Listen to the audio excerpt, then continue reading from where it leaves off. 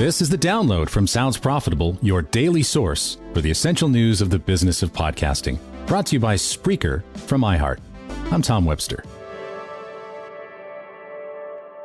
Here's what you need to know for today, Monday, October 2nd. In Ad Age, Dentsu brings keyword buying to connected TV to improve brand safety and targeting. Using GumGum's Verity platform and Iris.tv, Dentsu's contextual intelligence for CTV, or connected television, offers keyword targeting at the video level. While available in most text-based forms of advertising, the ability to target words inside video content opens up a variety of opportunities in both brand safety control and serving relevant advertising. Theoretically, Dentsu's new tool will allow advertisers to specifically avoid individual topics such as extreme violence, instead of outright blocking ads for every R-rated movie. It's worth noting keyword buying is already doable in podcasting, and both GumGum and Iris have been showing interest in the audio industry. Continuing our repeated words, PodPod says that Amazon Music launches podcast previews in several global markets. Podcast audiences using the Amazon Music app in the UK, Ireland, Australia, and New Zealand now have access to a new discoverability tool named Podcast Previews. Originally launched in November of last year in the US, Podcast Previews are clips hand-selected by podcasts from networks like Wondery and Sony Music Entertainment. Listeners visiting the Podcast Preview section of Amazon Music are then given clips based on contextual data like their subscriptions, podcast listening history, and previous engagement with previews. In Ad News, an ACA study reveals the three factors driving the best returns in advertising. The ACA, of course, the Australian Council of Advertising, has published new research on the effectiveness of advertising.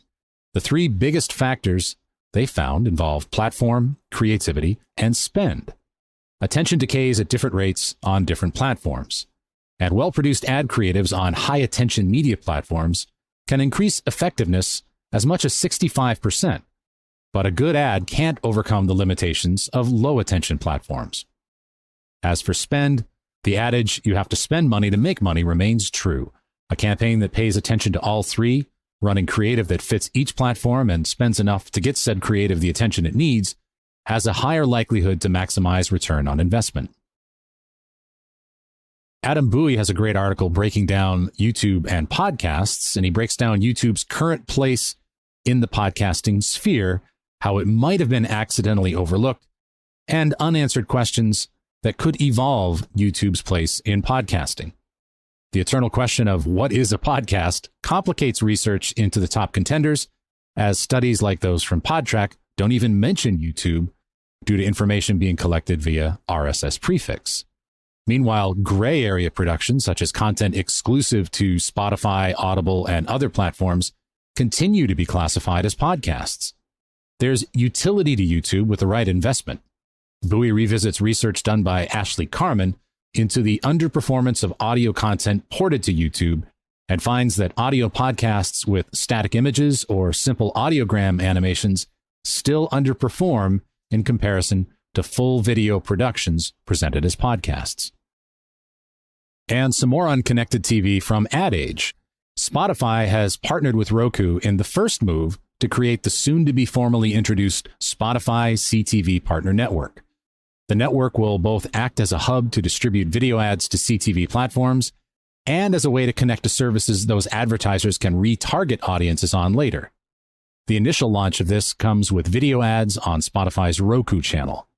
Given that audio-focused apps on connected TVs are usually background audio, Spotify encourages advertisers to tune creatives specifically for that environment, something podcast ads are particularly good at doing.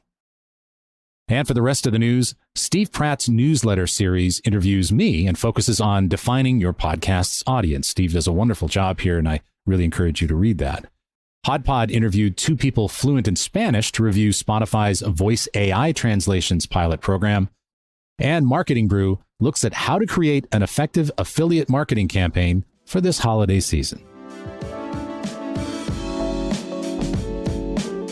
Be sure to check out the links to every article mentioned right in your podcast listening app or at soundsprofitable.com where you can also subscribe to the newsletter version.